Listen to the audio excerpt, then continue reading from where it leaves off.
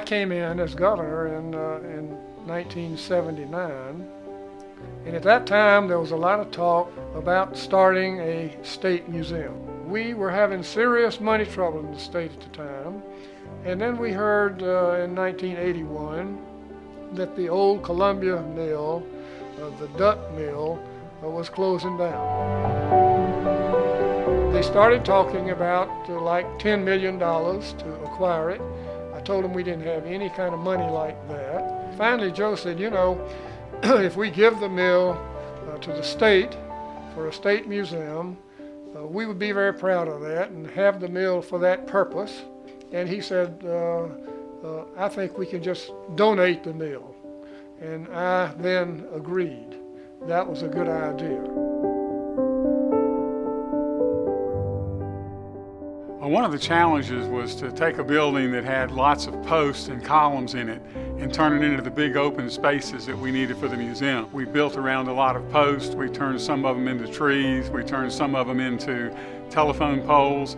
Many of them are just existing now and are still part of the building. And that, I think, is one of the neat things. You still realize as you walk through the museum and see the exhibit that you are in a textile mill that was built in 1894 and continues to function today as a state museum. There were great challenges that we had to overcome. The fact that people thought of museums as just a place where pictures were hung, and they didn't think of a museum as a place where you could have other kinds of things. And so we had to change that mindset.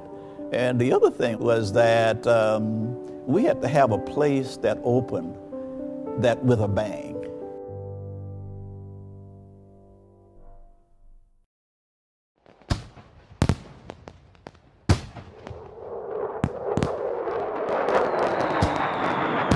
The museum opened on October the 29th, 1988.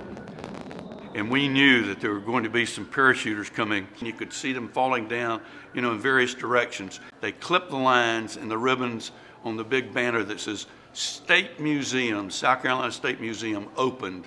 And you could feel the excitement, and the kids were ready to run up and go through the doors. It gave the whole idea of a state museum impetus, because if we had opened with a few exhibits and it didn't go over well, it wouldn't have worked. Most state museums began 100 years ago and they had collections from somewhere. We started with an idea in 1973, so we had nothing when we started. One of the challenges in the exhibits was getting some of the things in the building. The Best Friend of Charleston, for example, the Hundley submarine, the Best Friend came up on the elevator.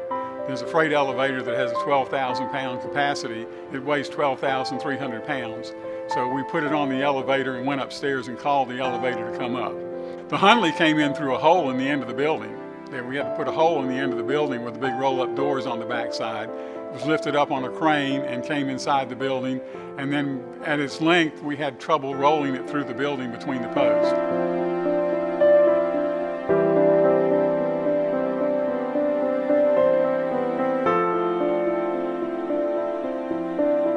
Of course, a museum tells stories using exhibits and artifacts. Well, one of our challenges was to try and figure out what stories to tell, because there's so many South Carolina stories. I was the only African American on the board at the time, and there was concern with the board that how would we treat slavery, because the beginning of our state began with slaves. Somebody even suggested that maybe we should have a room where we should have the portraits of African Americans who made significant contributions to the museum, but I would have none of that. I wanted them to weave the experiences and the contributions of African Americans into the fabric of the history of our state.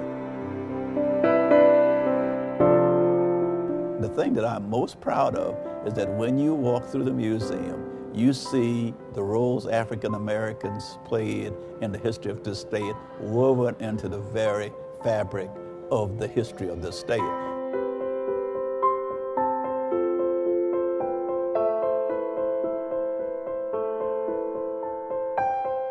Museums can be mausoleums. In fact, Guy Liscombe was always concerned that our museum had something fresh going on. Guy and I would be walking together. He'd look over at that airplane from Clemson and he said, "You know, Leo, we need to get that propeller turning. We need to get that plane look like it's flying."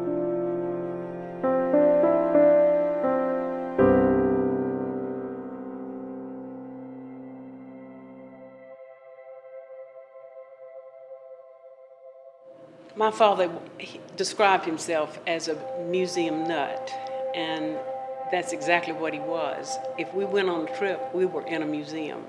For the state to not have a state museum really bothered him. There were only 8 states in the nation that did not have a state museum.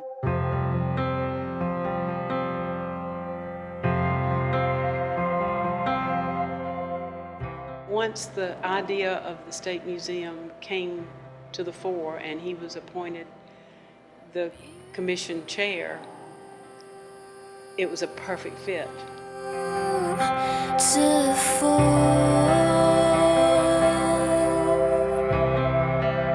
Guy was not just the member of a board of a museum. For him, making a museum for the people of South Carolina was an obsession. And I think he did everything he knew how to do to make this a great place.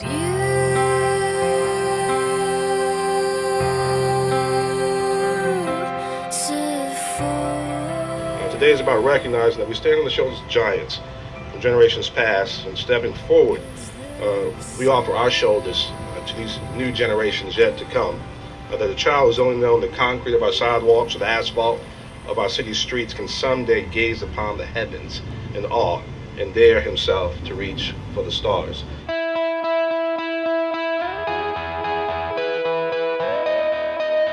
We've got wonderful staff, we've got tremendous volunteers that fill in, and the people are working hard. For example, Windows to the New Worlds is a project that you're going to see out there next summer in 2014, and it is really going to be exciting, and you're going to understand that the museum is going full speed ahead, even though we have had rather austere times.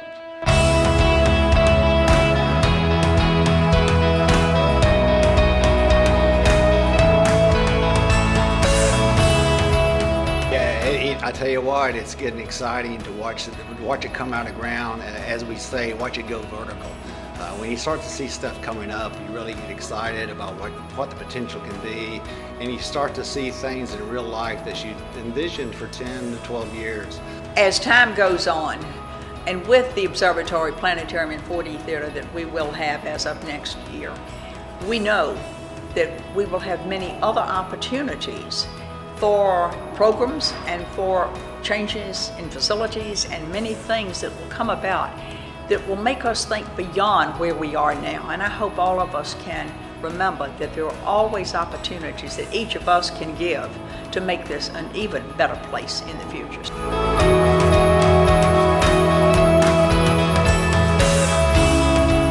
This project is going to be overseen by people that really are professionals, that really care about what they do.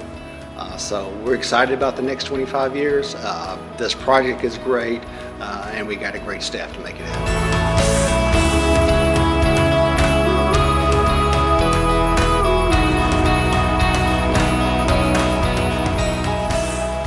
I remember one of our board meetings, I was just a little late and I came running through the front door and I saw this little guy. He was probably about this tall, and he was standing there, he was looking at our shark. He looked at me and I looked at him and I said, "Well, what do you think about your museum, buddy?" He said, "This isn't my museum." I said, "Yes, it is." And I got down on his level and I kind of looked at him like this and I said, "Don't you go to school here in South Carolina?" He said, "Yes, I do." I said, "This is your museum.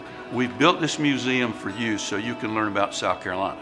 About an hour and a half later, I'm coming back down and he's got all his little friends standing under the shark saying, "This is our museum."